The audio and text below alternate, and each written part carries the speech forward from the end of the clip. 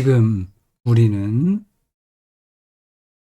결단의 기도라는 제목의 8장을 읽고 있습니다. 결단의 기도요.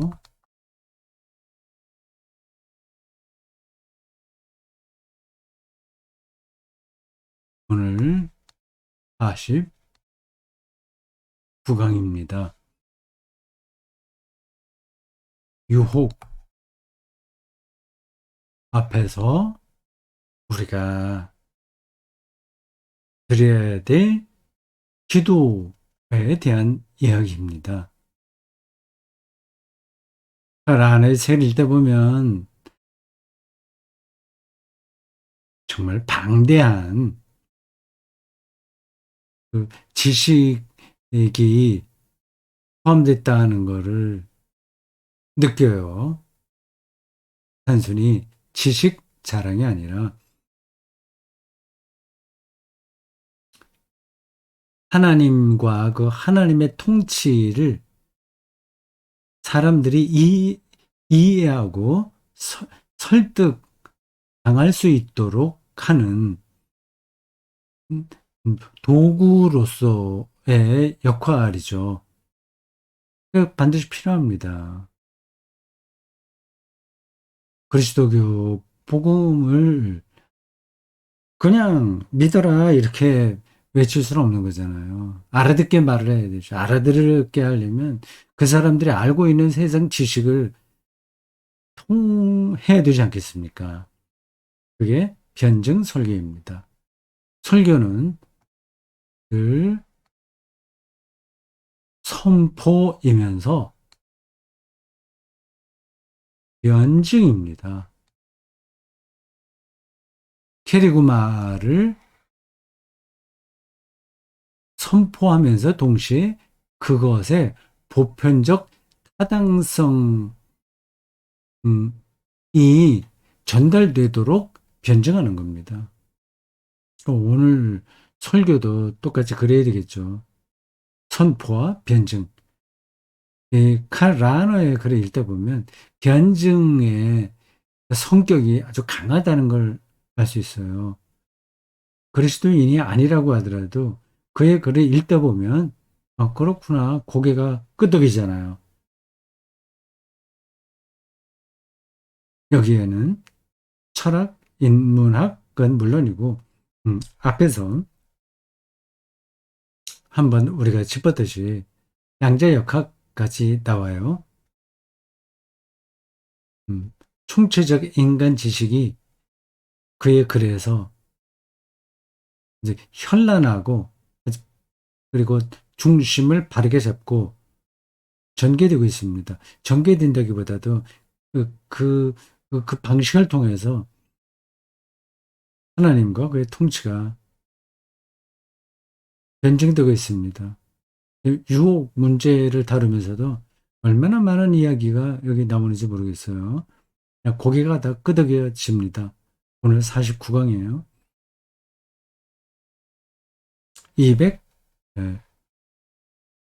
232쪽 맨 윗줄입니다.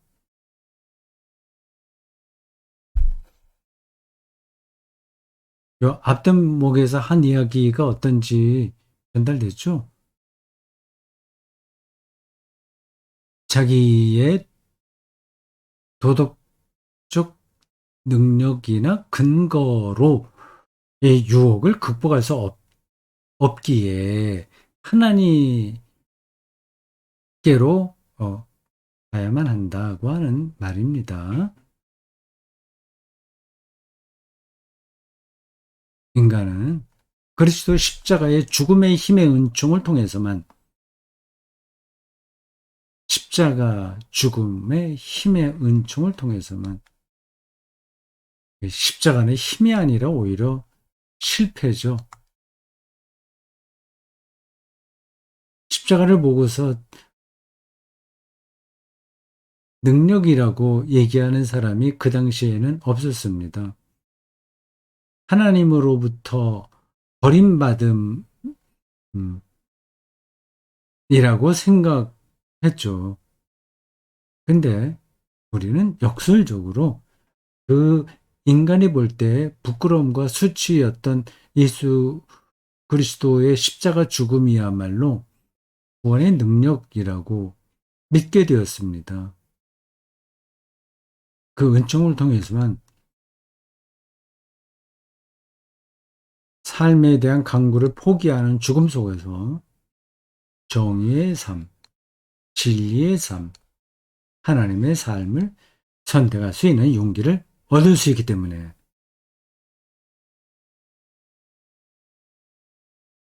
그런 내적 인간은 그리스도 십자가 죽음의 힘을 향해 부르짖으라는 것입니다. 십자가의 죽음의 힘을 향해는 빠져도 되겠어요. 십자가의 죽음의 힘을 부르짖으라는 것입니다.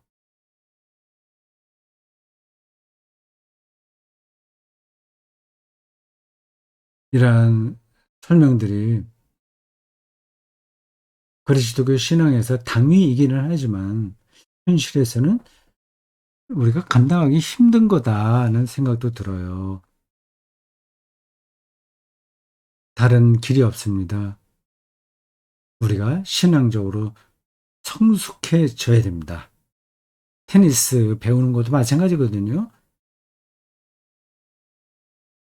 힘을 빼고 라켓을 던지듯이 공을 쳐라 라는 말을 못 알아듣는 사람이 어디 있겠습니까? 그러나 그걸 느끼는 사람은 드물어요.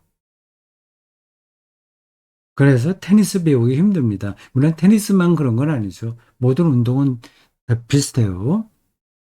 이런 그리스도교의 가르침도 말은 그냥 알아들을 수 있지만 이걸 실제로 느끼기는 만만치가 않습니다. 그럼 어떻게 해야 돼요? 계속 반복 훈련해야 되죠. 공부해야 되죠. 생각해야 되죠. 시행착오를 겪더라도 계속 그쪽을 향해서 가야 되죠. 테니스 배우다가 어느 한계에 부닥쳐서 포기하는 사람들이 많습니다. 그리스도교 신앙도 마찬가지죠.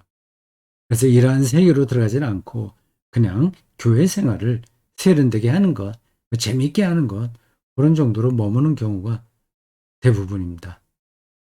인간은 유혹 중에 유혹과 이야기하지 않고 그것과 얘기하면 안 돼요. 그건 시시비비 따져봤자 우리가 실패합니다.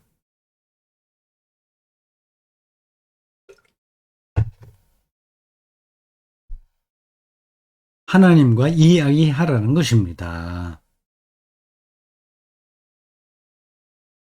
유혹에 대해서도 하나님과 이야기하는 것이 아니라 하나님에 대해 그분의 은총과 그분의 사랑과 그분의 생명에 대해 하나님과 이야기 하리라가 아니라 하라는 것입니다. 빼야 되죠. 하리라는 것입니다.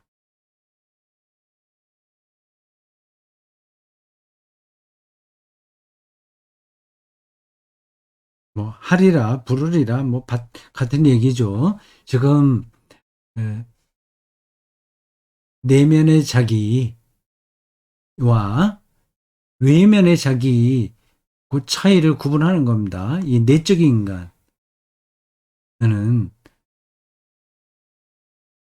유혹과 타협하거나 논쟁하지 않고 하나님을 향해서 가는 거죠. 드디어 선악과 이야기가 나옵니다. 뱀이 인간에게 말을 걸더라도 자신의 말에 귀를 기울이거나 자신과 이야기하는 사람을 한 명도 찾을 수 없으리라는 것입니다. 이 사람, 이 뱀과는 이야기하지 않으니까요. 왜라는 뱀의 첫 마디는 그 사람에게 뱀과 함께 법의 근거에 대해서 따져보라는 요구가 아니라 오히려 유일하고 영원한 근거이신 하나님과 이야기하고 모든 근거들의 최종 근거인 그분을 높이며 흠숭하며 그분께 마음이 동경하는 모든 것을 말씀드리라는 요구일 뿐이라는 것입니다. 뱀과 72비 따지면 저요. 아담과 이브가 그래서 진 겁니다. 먹지 말라고 하더냐, 뭐 하면서 왜 먹지 말라고 하더냐, 뭐 등등 그 얘기하다 보면 뱀의 말에 솔깃해지거든요.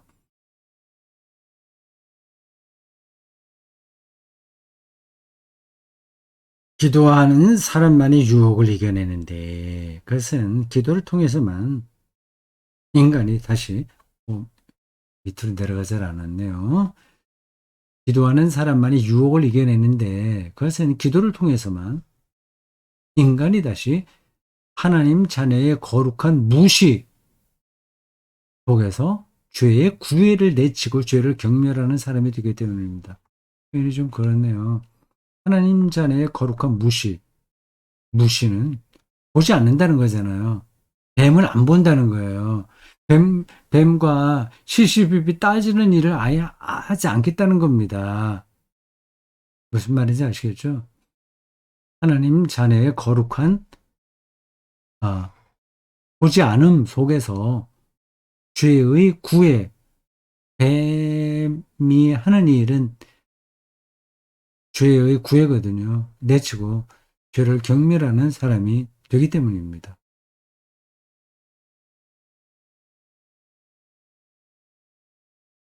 하나님의 화염 속에 들어갈 때만 우리는 유혹에서 벗어날 수 있습니다. 우리 스스로의 도덕적 결단이나 의지만으로는 되지 않습니다. 그리고 이게 왜 잘못이지? 아니지? 이런 거 시시비비 따져봐야 뭐 그런 게 필요 없다는 게 아니라 하긴 하되 그것으로 이길 수는 없습니다. 기독교 윤리학자가 다 윤리적으로 사는 게 아니거든요. 진정한 유혹은 반복되는 표현이에요. 진정한 유혹, 그건 실제로 우리가 본래 있어야 할 상태보다 더 약해져 있을 때 항상 우리에게 다가오는데 그렇지 않다면 욕망과 애착이 그런 유혹에 대해서 내면으로부터 응답하지 않을 것이기 때문입니다.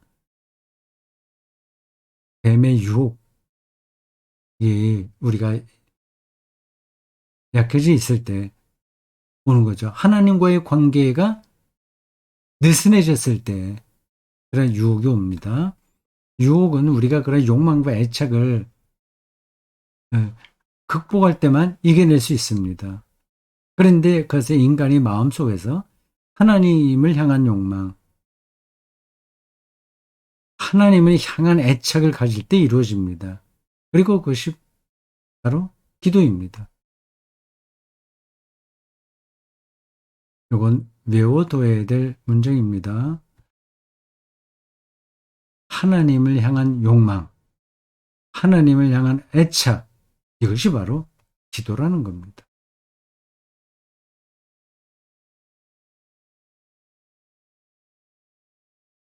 그리스도인들은 당연히 하나님을 향한 욕망과 하나님을 향한 애착으로 살 거다고 생각하겠지만 절대 그렇지 않습니다.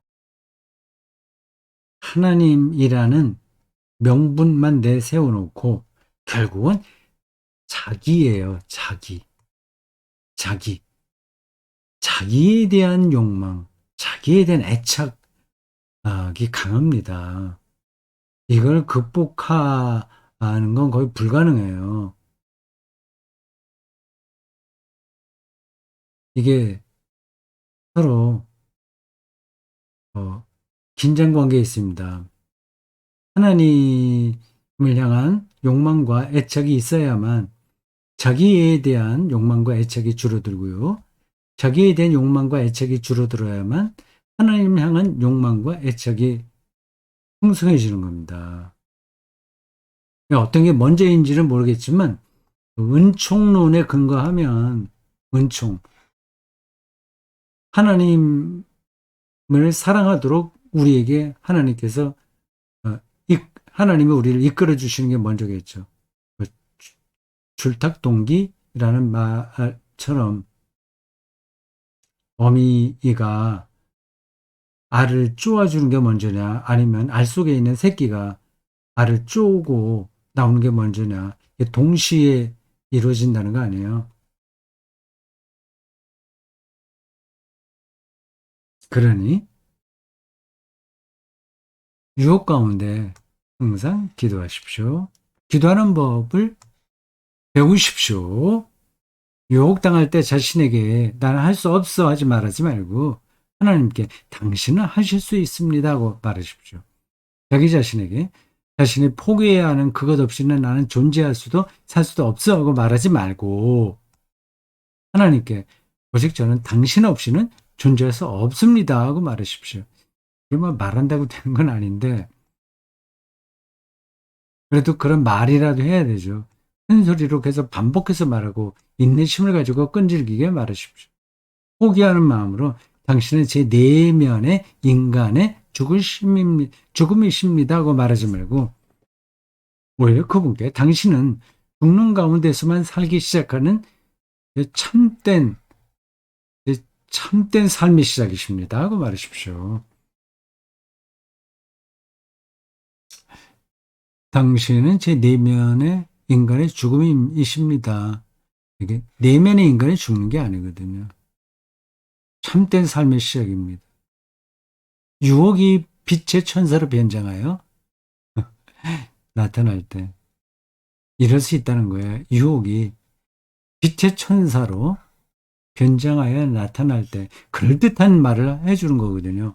예수님의 3번 받은 유혹이 바로 그겁니다. 다 그럴듯한 이야기예요. 돌로 떡을 만들라. 그게 인간의 경제적 욕망을 해결해주는 지름길이잖아요. 그걸 해야만 메시아가 되는 거죠.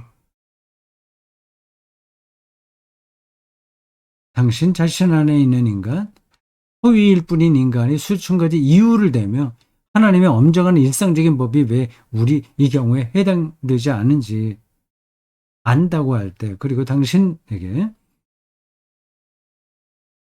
어째서 당신의 상황이 유일한 예외이고 그래서 거기서 통상적인 기준을 적용할 수 없는지 치밀하고 심지어 경건하기까지 한 강연을 할 때 자기 자신에게 속지 않는 분별한 사리 분별을 외쳐 정하십시오.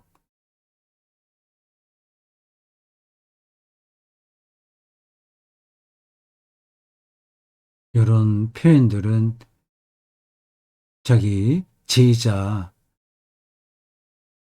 신학생들에게 하는 말 같아요. 사제들은 유혹을 많이 받거든요. 특별히 더 그렇습니다. 성적인 유혹이 더 아주 강하겠죠. 그러다 보니까 또 권력에 대한 유혹, 섬김을 받으려는 유혹이 신부들에게 많죠. 술도 많이 마신다고 하던데요. 은총이 많아지도록 우리가 계속 죄 안에 머물러 있어야 됩니까? 결코 그렇지 않습니다.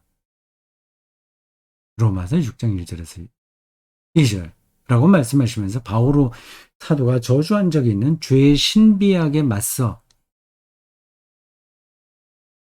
죄의 신비학, 죄가 많은 곳에 은혜가 넘쳤다는 표현이 죄의 신비학입니다. 신비롭잖아요. 맞서 당신이 해를 입지 않고 남을 수 있도록 기도하십시오. 죄가 많은 곳에 은혜가 넘친다고 해서 우리가 죄에 머물러 있을 수 있냐? 죄의 신비하게 떨어져 버리면 되냐? 맞서 싸워라. 하나님의 은총은 가련한 죄인이 넘어졌을 때 일으켜 주실 수 있습니다. 넘어져 있으면서도 이 사실을 믿지 않으려는 사람, 자기가 저지른 잘못보다 하나님이 더 크고 위대하시다는 것을 인정하지 않으려는 사람은 불행합니다.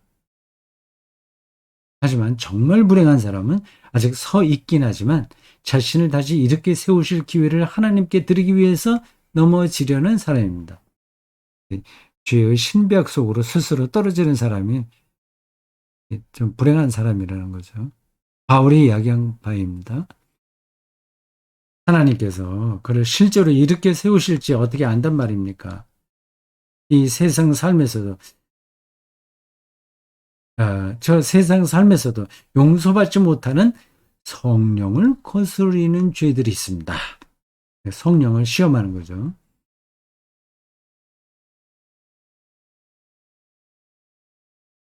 죄를 통해서 구원받겠다고 하는 사람은 그런 죄에서 멀리 있지 않습니다. 용서받지 못하는 죄에 떨어져 있는 거죠. 죄를 통해서 구원받겠다고 하는 사람은 용서받지 못한다는 거죠. 죄의 신비하게 떨어져 버리는 사람이 그렇다는 겁니다. 그런데 오늘날에는 그런 죄에 대한 유혹이 많은 사람들에게 가까이 있습니다. 될 대로 되라. 어떻게 하든지 뭐 하나님께서 나를 구원하시겠지 하는 겁니다. 유혹 중에 있을 때 빛을 구하는 기도를 하십시오.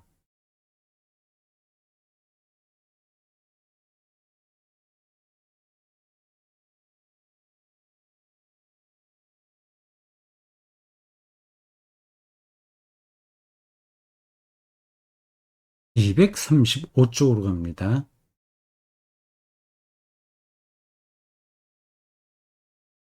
책을 다시 한번 좀 보고요. 233, 235쪽,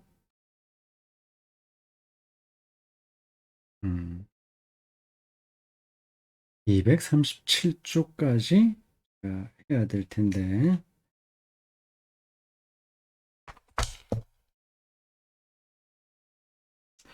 우리 내면의 힘과 기쁨이 줄어들고, 여기 어떤 상태인지 아시죠? 몸이 건조함 속에 떨어지는 겁니다. 멍 때리기에 떨어지는 거예요. 충만함이 없는 거예요. 삶의 신비, 죄의 신비학이 아니라 삶의 신비에 눈이 닫히는 겁니다. 영적인 건강과 생동감에서 오는 내적인 즐거움이 줄어들 때 그 자리에 대신 짜증, 불평, 불만, 분노, 영적인 일에 대한 실증, 비통 등이 들어설 때, 그리고 하나님에 대한 내적인 사랑과 호감이 사라지고 그분이 지워주는 짐이 가볍고 달콤하기는커녕 무겁고 부담스럽게 다가올 때 우리는 깨어 이를 금방 알아차리는 내적 감각을 습득해야 할 것입니다. 내적 감각. 그냥 주어지는 건 아니잖아요. 우리 인생 전체가 하나님의 품에 에, 에, 들어있다는 사실을 아주 실질적으로 느끼면 삶이 가벼워지는 겁니다. 달콤해지는 거죠. 그런 감각이 그때 우리에게 아무 두려움 없이 하나님을 깊이 신뢰하면서 줄어들고 있다고 방금 알아낸 그 내적 상태를 제때에 드리는 기도를 통해 다시 청해 얻으라고 경고하고 공고해 주어야 할 것입니다. 용기를 내서 다시 길을 가는 거죠. 순리자의 영성과 비슷합니다. 이는 특히 본래 유혹이 우리에게 우리 안에 있는 영적 인간의 가치가 정말 허약하다고 약하다고 죄를 환기시켜 줄 때 그렇습니다. 그럴 때는 무엇보다도 하나님을 찾아 나서는 것이 의무입니다. 신학 공부가 하나님을 찾아 나서는 것에 가장 중요한 대목입니다. 제가 보기에 그렇습니다. 지금 우리가 이 칼 안의 책을 읽으면서도 하나님을 더 가까이 느끼잖아요. 그냥 교회 생활만 해서는 그게 되지 않습니다. 하나님께 다가갈 때만 우리는 매혹적인 악의 굴레에서 벗어나게 됩니다. 그렇게 하지 않으면 악의 굴레는 정신, 마음, 감정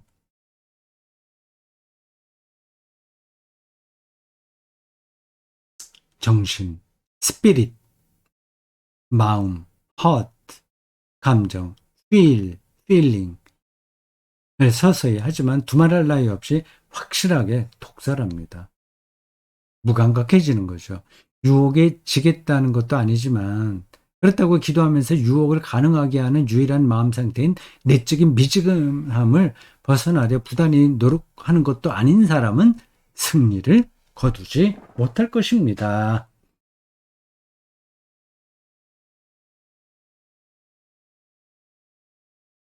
음, 그렇죠. 깨어서 기도하라는 말이 그냥 나오는 이야기가 아닙니다.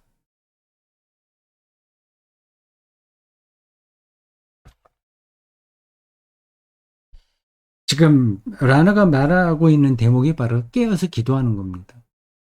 그렇지 않으면 우리는 승리를 거두지 못할 것입니다. 왜냐하면, 왜냐하면 사람은 그 유혹의 심층적 본질을 잘못 알고 있었기 때문입니다. 요컨대 유혹은 항상 하나님 사랑으로의 촉대입니다.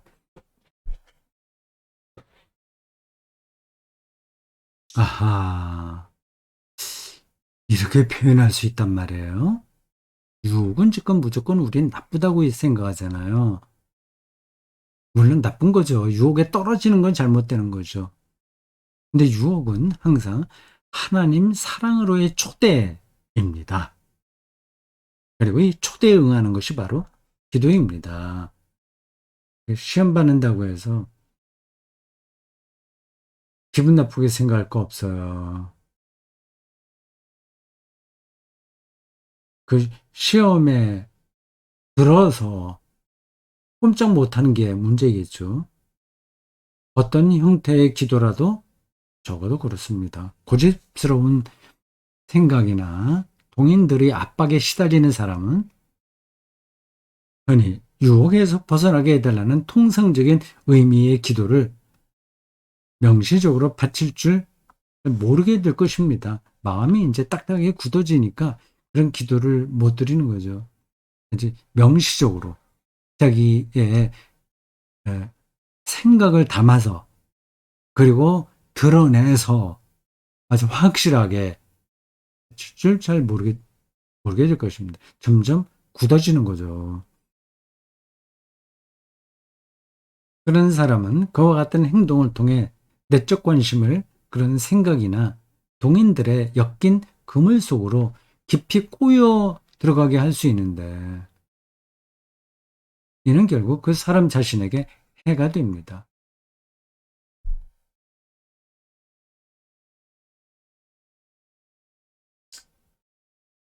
이러한 상황에서 우리가 이야기하고 싶은 기도는 하나님께 대한 즐거운 신뢰. 중요한 표현이에요. 하나님을 향한 즐거운 신뢰. 신뢰.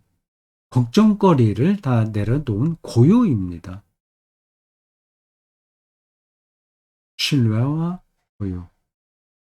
이 고요를 통해 인간은 자기 내면의 어두운 밤의 악몽 같은 소란을 벗어나 흔들림 없이 굳건하게 하나님의 자유로운 세계 속으로 나아가게 되고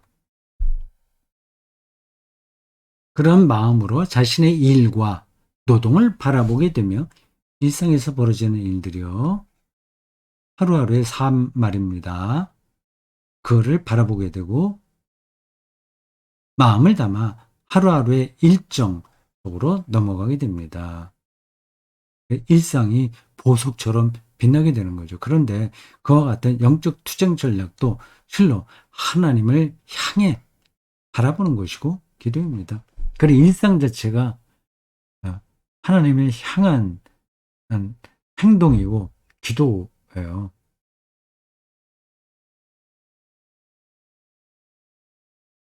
결단의 순간은 유혹과 시련의 순간입니다. 기도하는 사람은 그런 유혹과 시련 속에서 승리를 거둡니다. 성경에 유혹에 빠지지 않도록 깨어 기도하여라. 마태복음 26장 41절 깨어 기도하여라 하고 적혀 있기 때문입니다. 따라서 유혹 중에 드리는 기도는 결단을 내리는 가운데 드리는 기도입니다. 참 멋진 문장이었습니다. 특별히 이번 그 49강에서 인상적인 문장은 여기네요. 236쪽 맨 위에 두 번째 줄입니다. 유혹은 항상 하나님 사랑으로의 초대입니다. 시험이 왔다고 해서 불행하게 못마땅하게 생각하지 마십시오. 오히려 초대라고 하네요. 오늘 여기까지 하겠습니다.